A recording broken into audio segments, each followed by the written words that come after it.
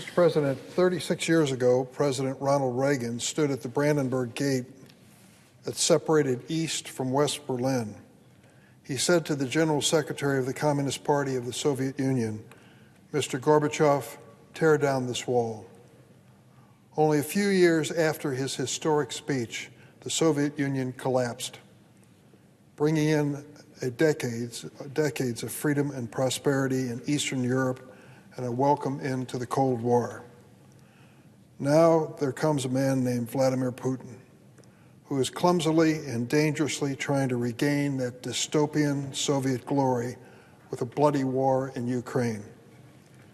So I can only wonder what President Reagan would be thinking now, with so many of his Republican Party members refusing to support critical military assistance to keep Ukraine from falling to Russian tyranny.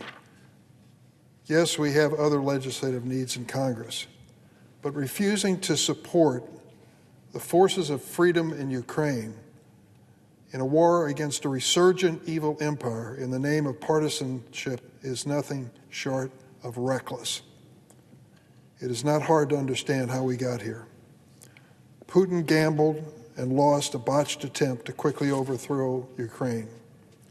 Now he has to juggle a formidable Ukrainian resistance, huge losses of Russian conscript, isolation on the global stage, a struggling economy, domestic opposition, and an upcoming election in Russia that he needs to rig again to stay in power. Meanwhile, he's been branded a war criminal and has to carefully choose the nations that he visits so he isn't arrested on the spot. And so, given this tenuous position, what is one of his greatest opportunities for clinging to power? His hope that the partisan chaos in the United States Congress will stall or end support for Ukraine. And make no mistake, the president of Ukraine told us point blank when he visited here several months ago in a private meeting in the old Senate chamber that if the United States cuts off military assistance to Ukraine, his country will lose the war with Vladimir Putin. That's what's at stake. The White House was clear. We know that Putin is watching this activity by Congress. So is China, and so is Iran. The White House was clear in warning that the United States is out of money to support Ukraine in this fight. And President Zelensky told us the obvious. Ukraine will lose without American support. So this is not an abstract political theater. What we do has consequences, global and historic consequences.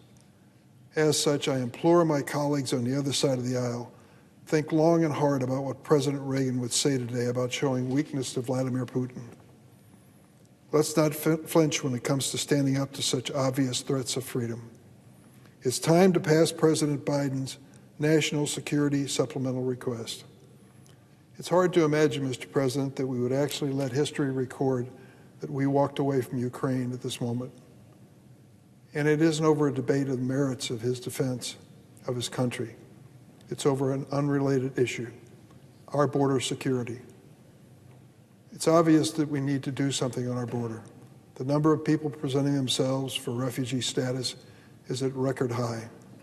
The system that was designed 60 years ago to deal with refugees never envisioned the volume of demands that we are facing on the border every single day, week, and month. This is not unique to the United States. Refugees all around the world are mushrooming in size for a variety of reasons. Conflicts, the war in the Middle East, the war in Ukraine, environmental changes, all of these have the world in flux, and many people are looking for safety in countries like the United States. I support the refugee system. I think it was designed at a time when we realized that turning away Jewish people in World War II was a stain on our reputation.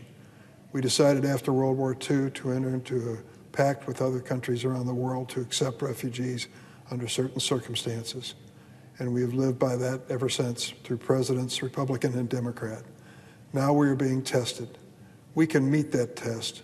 We can adjust our refugee system to the reality of today, and we can stop the abuse of the system that's taking place on the border. but we don't want to walk away from the very fundamental values of our country. It's trying to find that delicate balance between those values and disorder that we face on the border that leads us to the point we are today. I've been involved in immigration issues for as long as I've served in this chamber, and I know how hard they are to negotiate. And to put this stark choice before the Senate of either finding a solution to decades-old problem in a matter of days and hours or cutting off aid to Ukraine is a terrible choice. It's a deadly choice for the people of Ukraine, and sadly, it's a deadly choice for the dominance of the United States in shaping world opinion. I hope that we find our senses and do it soon.